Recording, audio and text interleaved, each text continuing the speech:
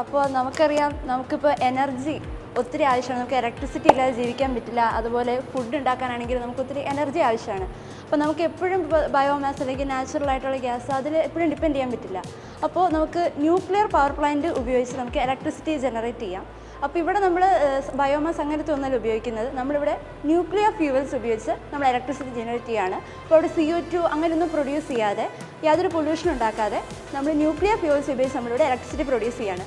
അപ്പോൾ അതിൻ്റെ main core എന്ന് പറയുന്നത് അവിടെ ഒരു ന്യൂക്ലിയർ റിയാക്ടർ ഉണ്ടാകും. അതിനകത്ത് ഈ ന്യൂക്ലിയർ ഫ്യൂവൽസ് ഉണ്ടാകും. നമ്മൾ യുറേനിയം, തോറിയം പോലുള്ളവയാണ് ഉപയോഗിക്കുന്നത്. അവ ഉപയോഗിച്ച് അവിടെ ന്യൂക്ലിയർ ഫിഷൻ നടക്കും. ന്യൂക്ലിയർ ഫിഷൻ വഴി ഒത്തിരി ഹൈ ഹീറ്റ് അവിടെ പ്രൊഡ്യൂസ് ചെയ്യും. ആ ഹീറ്റ് ഉപയോഗിച്ച് അതിൻ്റെ ചുറ്റുമുള്ള കൂളൻ്റായിട്ട് വാട്ടർ റണ്ണിങ് ആയിരിക്കും. ആ ഹീറ്റ് ഉപയോഗിച്ച് വാട്ടർ ഹീറ്റ് ചെയ്ത് സ്റ്റീം ഉണ്ടാക്കും. ആ സ്റ്റീം ഉപയോഗിച്ച് ടർബൈൻ പ്രവർത്തിപ്പിക്കും. ആ ടർബൈനിൽ നിന്നുണ്ടാകുന്ന മെക്കാനിക്കൽ എനർജി ഉപയോഗിച്ച് ഇലക്ട്രിക്കൽ ജനറേറ്റർ വഴി ഇലക്ട്രിക്കൽ ജനറേറ്റർ വർക്ക് ചെയ്യിപ്പിക്കും. അങ്ങനെ ഇലക്ട്രിസിറ്റി പ്രൊഡ്യൂസ് ചെയ്യും. അങ്ങനെ പ്രൊഡ്യൂസ് ചെയ്യുന്ന ഇലക്ട്രിസിറ്റി ട്രാൻസ്മിഷൻ ലൈൻസ് വഴി നമ്മൾ യൂസേഴ്സിൽ എത്തിക്കും. ഇനി അതിനടുത്ത് ഇങ്ങനെ കണ്ടെയ്ൻമെൻറ്റ് ബിൽഡിംഗ് ഉണ്ടാകും. അത് നമുക്കറിയാം ഒരു പ്രശ്നം എന്ന് പറയുന്നത് ഇവിടെ ന്യൂക്ലിയർ റേഡിയേഷൻസ് ഉണ്ടാകും. അപ്പോൾ അതിനൊരു സേഫ്റ്റി എന്ന രീതിയിലാണ് കണ്ടെയ്ൻമെൻറ്റ് ബിൽഡിംഗ് ഉണ്ടാവുക.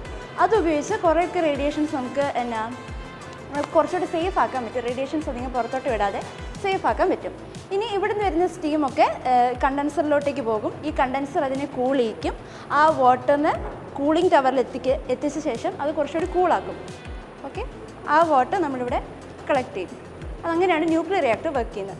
ഇനി സോളാർ ഓവനിലേക്ക് വരികയാണെങ്കിൽ നമുക്ക് ഇപ്പോൾ ഒത്തിരി പാചകവാതകം കണക്കിൽ നമുക്ക് ഏറ്റവും ഒത്തിരി എക്സ്പെൻസീവ് ആയിട്ടുള്ള സമയമാണ്. അപ്പോൾ സോളാർ എനർജി ഉപയോഗിച്ച് നമുക്ക് കുക്ക് ചെയ്യാനുള്ള ഒരു സംവിധാനമാണ് സോളാർ ഓവൻ എന്ന് പറയുന്നത്. അപ്പോൾ ഇതിന് എങ്ങനെയാണെന്ന് വെച്ചാൽ ഈ കാണുന്നതൊക്കെ റിഫ്ലക്റ്റേഴ്സാണ്. നമ്മളിത് വെയിലത്ത് വെക്കും. അപ്പോൾ ഈ ഹീറ്റ് എനർജി നമ്മുടെ സോളാർ എനർജി ഈ റിഫ്ലക്റ്റേഴ്സ് ഉപയോഗിച്ച് റിഫ്ലക്റ്റ് ചെയ്ത് ഇതിനകത്ത് കോൺസെൻട്രേറ്റ് ചെയ്യും. അതുപോലെ തന്നെ ഇതിനൊരു ലിഡുണ്ട്. ഈ ലിഡ് ഉപയോഗിച്ച് ഡയറക്റ്റും ഇതിലേക്ക് ഹീറ്റ് സോളാർ എനർജി നമ്മളകത്ത് കോൺസെൻട്രേറ്റ് ചെയ്യും. അപ്പോൾ അങ്ങനെ ഇതിലേക്ക് പാസ് ചെയ്യുന്ന ഈ സോളാർ എനർജി ഉപയോഗിച്ച് അകത്ത് ആ എനർജി അകത്ത് ട്രാപ്പ് ചെയ്യും. ആ ട്രാപ്ഡ് ആയിട്ടുള്ള എനർജി കൊണ്ട് അല്ലെങ്കിൽ അവിടെ ഉള്ള ഹീറ്റ് കൊണ്ട് അകത്ത് നമ്മൾ വെക്കുന്ന ഇതിനകത്ത് നമുക്ക് പാത്രം വയ്ക്കാം. ഈ ലിഡ് മാറ്റി ഇതിനകത്ത് പാത്രം വയ്ക്കാം. അപ്പോൾ അതിനകത്ത് ഒന്നെങ്കിൽ നമുക്ക് വെള്ളം തിളപ്പിക്കാം, അല്ലെങ്കിൽ ചെറിയ ചെറിയ സാധനങ്ങൾ നമുക്ക് കുക്ക് ചെയ്യിക്കാം. അപ്പോൾ ഇതിനകത്ത് ട്രാപ്പ് ചെയ്യുന്ന ഈ ഹീറ്റ് കൊണ്ട് അകത്തുള്ള സാധനങ്ങൾ കുക്ക് ചെയ്യപ്പെടും. അങ്ങനെ നമുക്ക് സോളാർ ഓവൻ, അതാണ് ഈ സോളാർ ഓവൻ്റെ ആപ്ലിക്കേഷൻ എന്ന് പറയുന്നത്. ഞാനിവിടെ എക്സ്പ്ലെയിൻ ചെയ്യുന്നത് ഹൈഡ്രോ ഇലക്ട്രിക് പവർ പ്ലാന്റ് എങ്ങനെയാണ് വർക്ക് ചെയ്യുന്നത്. നമുക്കറിയാം നമ്മുടെ കേരളത്തിലെ 70% എനർജിയും ഹൈഡ്രോ ഇലക്ട്രിക് പവർ സ്റ്റേഷൻ മുഖേനയാണ് നമുക്ക് കിട്ടുന്നത്. അപ്പോൾ അതിൻ്റെ ഒരു ചെറിയ വർക്കിംഗ് ആണ് ഒരു ചെറിയ സിമുലേഷനായിട്ട് കാണിച്ചു തരാം. ഇതാണ് നമ്മുടെ റിസർവോയർ. ഈ റിസർവോയറിൽ നിന്നാണ് വെള്ളം സ്റ്റോർ ചെയ്ത് വെക്കുന്നത്. ഈ സ്റ്റോർ ചെയ്ത് വെക്കുന്ന വെള്ളം ഒരു പെൻ സ്റ്റോക്ക് പൈപ്പ് വഴിയാണ് നമുക്ക് ഈ ടർബൈൻ കറക്കാൻ ഉപയോഗിക്കുന്നത്. അപ്പോൾ ഇതാണ് ടർബൈൻ. ഈ ടർബൈൻ ഒരു ഷാഫ്റ്റ് വഴി ഒരു ജനറേറ്റർ കൺട്രോൾ റൂമിലേക്ക് ഇത് എത്തിക്കും. ഈ ജനറേറ്ററായിട്ട് ഒരു സിങ്ക്രണൈസിംഗ് മോട്ടറാണ് ഇവിടെ ഉപയോഗിച്ചിരിക്കുന്നത്. ജനറേറ്റർ വഴി കറങ്ങി ഊർജ്ജം ഉൽപ്പാദിപ്പിക്കും.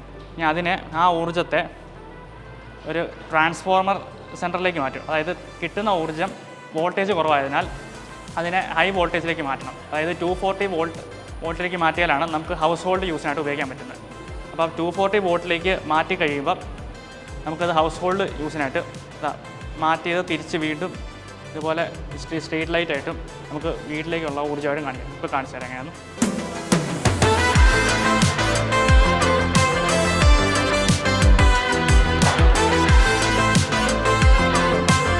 ഇത് കറങ്ങുമ്പോൾ ഈ ലൈറ്റ് കറങ്ങും.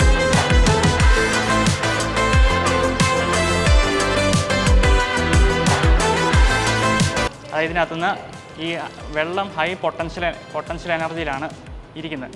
ഹൈ പൊട്ടൻഷ്യൽ എനർജിയിലുള്ളത് കൈനറ്റിക്, അത് വെള്ളം ഒഴുക്കി വിടുമ്പോൾ കൈനറ്റിക് എനർജി ആയിട്ട് മാറും. ആ കൈനറ്റിക് എനർജിയാണ് ഈ ടർബൈൻ കറക്കാൻ ഉപയോഗിക്കുന്നത്. അപ്പോൾ അതിൻ്റെ സ്പീഡ്, അപ്പോൾ അതായത് ഒരു 50 to 60 റെവല്യൂഷൻ പെർ സെക്കൻഡ് എന്ന റേറ്റിലാണ് ഈ ടർബൈൻ കറങ്ങുന്നത്.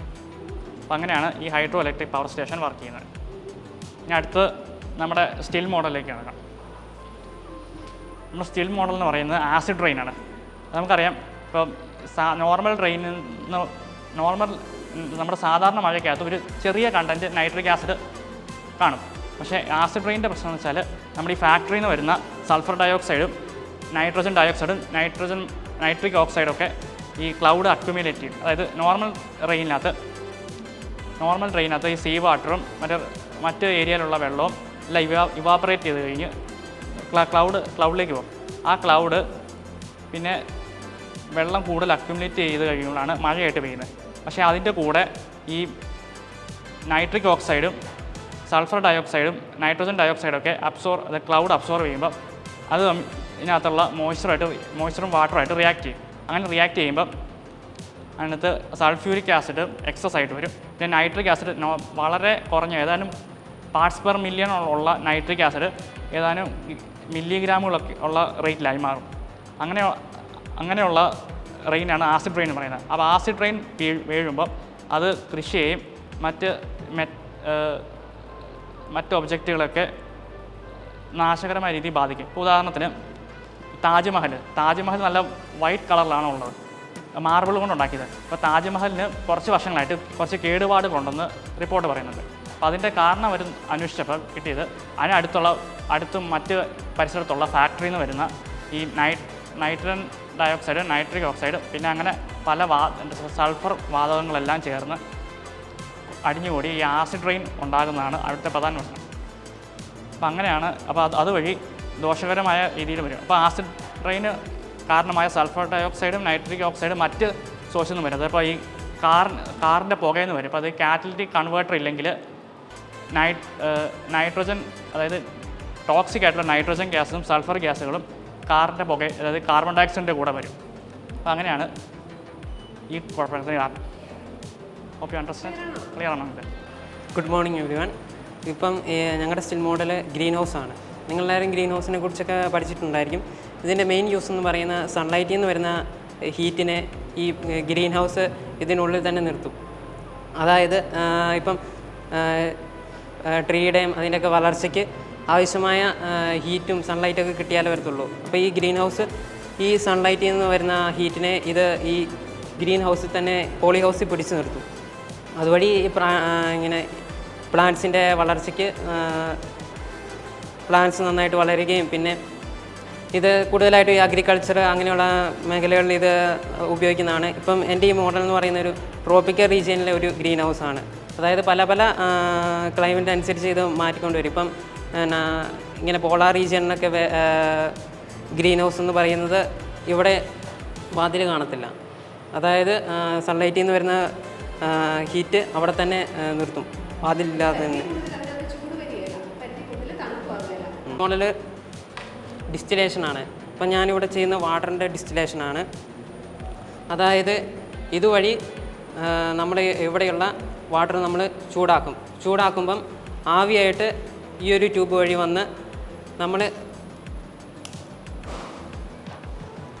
മോട്ടറിലൂടെ ഇവിടെ ഈ ട്യൂബ് മുങ്ങുന്ന രീതിയിൽ വെള്ളം എടുക്കും. അതായത് ഈ ട്യൂബിൽ കൂടെ വരുന്ന ആവി കൂൾ ചെയ്യാൻ വേണ്ടിയാണ്.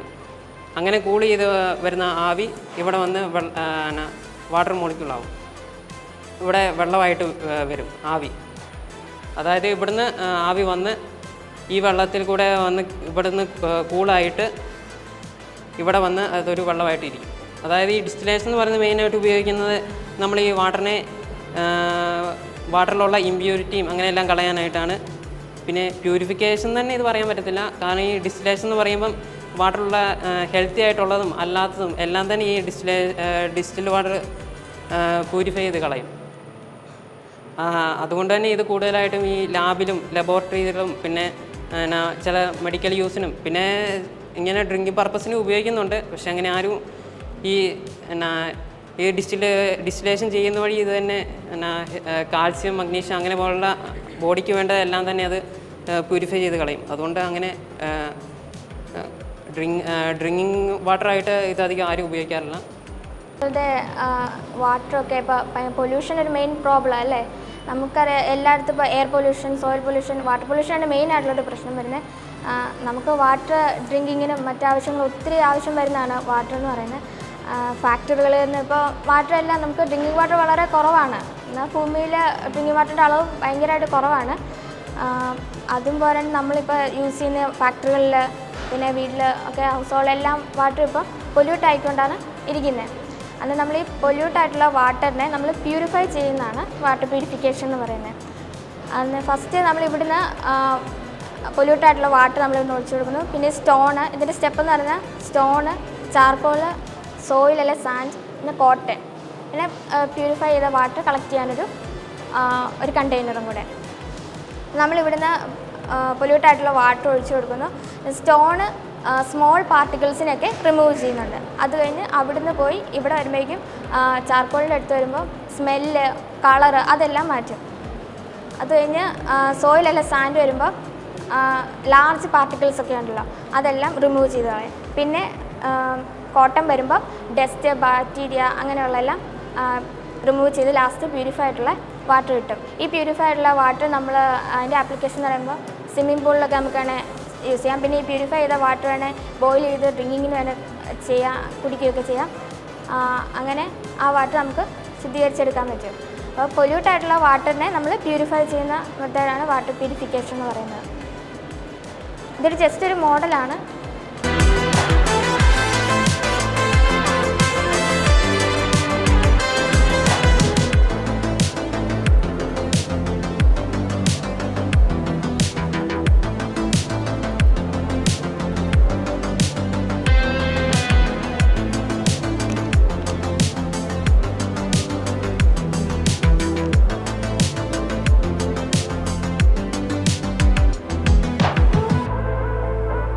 ഇത് ഗ്ലോബൽ വാർമിങ്ങിൻ്റെ വാക്യൂം മോഡലാണ്. നിങ്ങൾക്ക് എല്ലാവർക്കും അറിയാം ഗ്ലോബൽ വാർമിംഗ് കൊണ്ട് നമുക്ക് ഒരുപാട് പ്രശ്നങ്ങൾ ഉണ്ടാകുന്നുണ്ട്.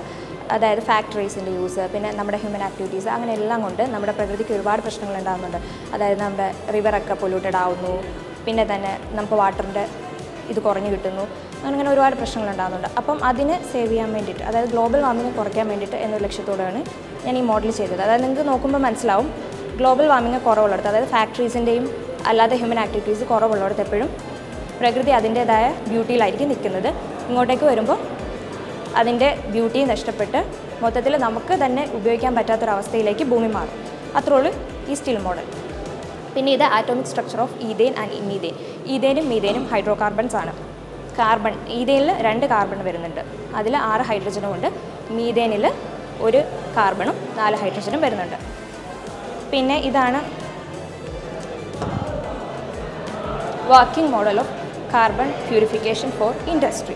എന്ന് വെച്ചാൽ നമുക്കറിയാം ഒരുപാട് ഫാക്ടറീസ് ഉപയോഗിച്ച് വരുന്നുണ്ട് ഈ കാലഘട്ടത്തിൽ. അപ്പം ഈ ഫാക്ടറിയിൽ നിന്നെല്ലാം പുറന്തള്ളപ്പെടുന്നത് കാർബൺ ഡൈ ഓക്സൈഡുകളാണ്. അപ്പോൾ ഇത് മൊത്തത്തിൽ നമുക്ക് പ്രശ്നമാകുന്നുണ്ട്. അതായത് ഗ്രീൻ ഹൗസ് എഫക്റ്റ്, അങ്ങനെ ഗ്ലോബൽ വാർമിംഗ്, അങ്ങനെ ഒരുപാട് പ്രശ്നങ്ങൾ ഇത് ഉണ്ടാക്കുന്നുണ്ട്. അപ്പം ഇതിന്, അതായത് നമ്മൾ ഇതിൽ നിന്ന് നമ്മുടെ എർത്തിനെ സേവ് ചെയ്യുക എന്നൊരു ചെറിയ ലക്ഷ്യത്തോടെയാണ് ഈ പ്രോജക്റ്റ് ഉണ്ടാക്കുന്നത്. അപ്പോൾ ഇതിലൂടെ കാർബൺ, അതായത് കാർബൺ ഡൈ ഓക്സൈഡ് ഈ പൈപ്പിലൂടെ, PVC പൈപ്പിലൂടെ ഉള്ളിലേക്ക് പോകുന്നു. ഇവിടെ വരുമ്പോൾ നമ്മളൊരു കാർബൺ അബ്സോർബർ വെച്ചിട്ടുണ്ട്. അതായത് കാർബണിൻ്റെ ഇലക്ട്രോഡ്സ് വെച്ചിട്ട് ഇതിനെ അബ്സോർബ് ചെയ്തെടുക്കുന്നു. ഈ കാർബൺ ഡൈ ഓക്സൈഡിനെ അബ്സോർബ് ചെയ്തെടുത്ത് ഇവിടെ വരുമ്പോൾ ഗ്യാസ് പ്യൂരിഫൈ ആകുന്നു. അതാണ് ഈ മോഡലിൻ്റെ ഒരു ഇത്. ഇതിന് ഡിസഡ്വാൻറ്റേജ് ഉണ്ട്, അഡ്വാൻറ്റേജ് ഉണ്ട്. അതുപോലെ ഡിസഡ്വാൻറ്റേജ് എന്ന് പറഞ്ഞാൽ നമുക്കിത് ഇതിൻ്റെ റിയൽ ആപ്ലിക്കേഷനിലേക്ക് വരുമ്പോൾ നമുക്ക് PVC ഉപയോഗിക്കാൻ പറ്റില്ല. കാരണം നമുക്കറിയാം ഫാക്ടറീസിലൊക്കെ ഒരുപാട് ഹീറ്റ് ട്രാൻസ്ഫോം ചെയ്യുന്നുണ്ട്. അപ്പം ഒരു പരിധി വിട്ട് PVCക്ക് അതിൻ്റെ ഹീറ്റിനെ കൺട്രോൾ ചെയ്യാൻ പറ്റത്തില്ല. കാരണം PVC ഡിഫോം ആയി പോകും, അതിൻ്റെ ഷേപ്പ് മാറിപ്പോകും. അപ്പം പിന്നെയെന്ന് പറഞ്ഞാൽ അടുത്ത ഇത് കഴിയുമ്പോൾ ഇതൊരു പ്രൈമറി സ്റ്റേജ് മാത്രമാണ്. ഇതിൻ്റെ കൂടെ വേറെ ഗ്യാസസുകളും വരും. കാർബൺ മാത്രമാണ് ഇവിടെ പ്യൂരിഫൈ ചെയ്തെടുക്കുന്നത്. എക്സ്ട്രാ ഗ്യാസസ്, സൾഫർ, നൈട്രജൻ, അങ്ങനെയുള്ള ഗ്യാസസ് വരും. അപ്പോൾ അതിനെയൊക്കെ പ്യൂരിഫൈ ചെയ്യണമെങ്കിൽ സെക്കൻഡറി ആയിട്ട് നമ്മൾ വേറൊരു മെത്തേഡ്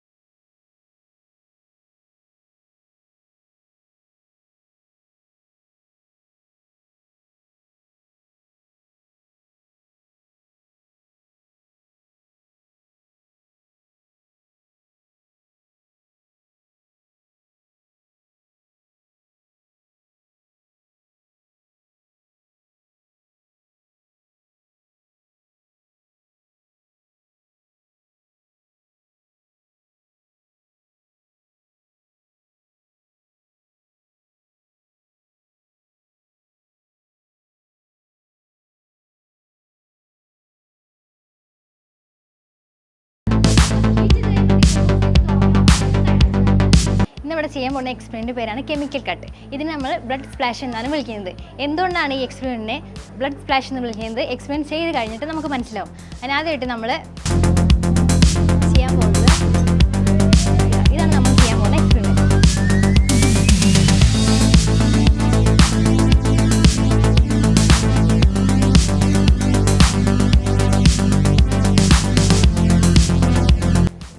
ആക്ച്വലി ഈ എക്സ്പെരിമെൻ്റാണ് നമ്മൾ ഫേക്ക് ബ്ലഡ് ഉണ്ടാക്കാനായിട്ട് ചെയ്യുന്നത്. നമ്മൾ ഫിലിമിലും മറ്റ് ഇൻഡസ്ട്രികളിലൊക്കെ ഫേക്ക് ബ്ലഡിന് ആവശ്യം വരുമ്പോൾ നമ്മൾ ചെയ്യുന്ന എക്സ്പെരിമെൻ്റാണ് ഇത്. ഇവിടെ ആക്ച്വലി എന്താ സംഭവിക്കുന്നത് വെച്ച് കഴിഞ്ഞാൽ പൊട്ടാസ്യം തയോസൈനേറ്റും ഫെറിക് ക്ലോറൈഡും കൂടി കമ്പൈൻ ചെയ്തുണ്ടാവുന്ന പ്രൊഡക്റ്റാണ് പൊട്ടാസ്യം ഫെറിക് തയോസൈനേറ്റ്. ഈ ഉണ്ടാവുന്ന ഈ കോംപ്ലക്സിൻ്റെ കളറാണ് ഈ റെഡ് കളറായിട്ട് വന്നിരിക്കുന്നത്. അപ്പം നമ്മൾ ചെയ്യാൻ പോകുന്ന എക്സ്പെരിമെൻറ്റിൻ്റെ പേരാണ് ഫയർ പ്രൂഫ് മണി എന്നുള്ളത്.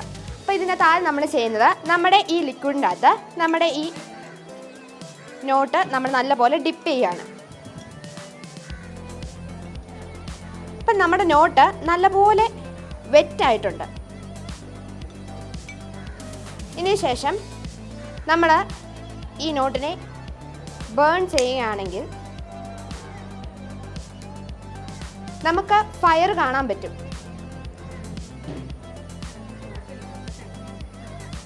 ഓക്കെ, പെട്ടെന്ന് തന്നെ നമ്മുടെ ഈ ഫയർ എക്സ്റ്റിങ്ക്വിഷ് ആയി പോകുന്നതുമുണ്ട്. അപ്പം തന്നെ നമ്മുടെ ഈ ലിക്വിഡ് എന്ന് പറയുന്നത് ഐസോപ്രൊപ്പൈൽ ആൽക്കഹോളാണ്. ഐസോപ്രൊപ്പൈൽ ആൽക്കഹോളിൽ ഡിപ്പ് ചെയ്ത നോട്ട് നമ്മൾ കത്തിക്കുമ്പോഴത്തേനും ആൽക്കഹോളിൻ്റെ കണ്ടൻറ്റ് നിലനിൽക്കുന്നത് വരെ ഇത് നല്ലപോലെ ബേൺ ചെയ്യുകയും പെട്ടെന്ന് തന്നെ ഐസോപ്രൊപ്പൈൽ ആൽക്കഹോൾ ഇവാപ്പറേറ്റ് പോകുന്നത് കൊണ്ട് തന്നെ നമ്മുടെ ബേണിംഗ് എഫക്റ്റ് നിൽക്കുകയാണ് ചെയ്യുന്നത്. നമ്മൾ ചെയ്യാൻ പോകുന്ന എക്സ്പെരിമെൻറ്റ് എലിഫൻറ്റ് ടൂത്ത് പേസ്റ്റ് ആണ്. ഇതിന് വേണ്ടി ഇൻഗ്രീഡിയൻസ് എന്ന് പറയുന്നത് hydrogen peroxide, potassium permanganate, dish wash, food colour. നമ്മൾ ആദ്യം ഹൈഡ്രജൻ പെറോക്സൈഡ് കോണിക്കൽ ഫ്ലാസ്കിലേക്ക് ഒഴിക്കും.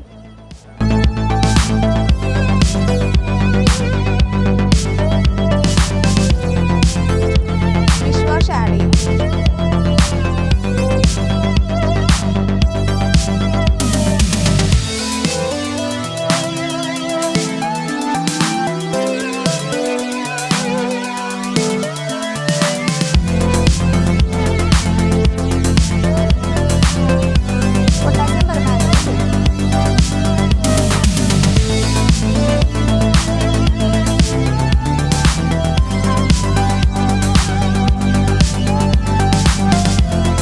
നമ്മളിതിൻ്റെ റിയാക്ഷൻ എന്ന് പറയുന്നത് ഹൈഡ്രജൻ പെറോക്സൈഡ് ഡീകമ്പോസ് ചെയ്ത് വാട്ടറും ഓക്സിജനും റിലീസ് ചെയ്യും.